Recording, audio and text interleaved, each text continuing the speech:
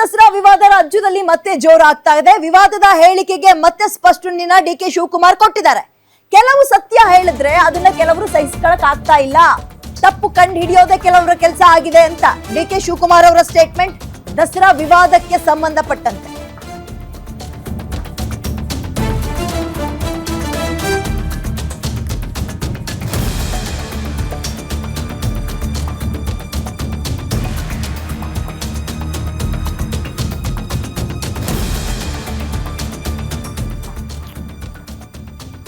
ಈ ವಿಚಾರದಲ್ಲಿ ನಾನು ಮಾತಾಡದೇ ಇರೋದೇ ಒಳ್ಳೆಯದು. ಬೇರೆ ನಾಯಕರು ಇದ್ದಾರೆ, ವಕ್ತಾರರಿದ್ದಾರೆ, ಅವ್ರ ಹತ್ರ ಮಾತಾಡಿಸಿ ಅಂತ ಡಿಕೆ ಶಿವಕುಮಾರ್ ಹೇಳಿದ್ದಾರೆ. ಡಿಕೆ ಶಿವಕುಮಾರ್ ಹೈಕಮಾಂಡ್ ವಾರ್ನಿಂಗ್ ಕೊಟ್ಟ ಹಿನ್ನೆಲೆಯಲ್ಲಿ ಪರೋಕ್ಷವಾಗಿ ಬೇಸರವನ್ನ ಈ ರೀತಿಯಾಗಿ ವ್ಯಕ್ತಪಡಿಸಿದ್ದಾರೆ.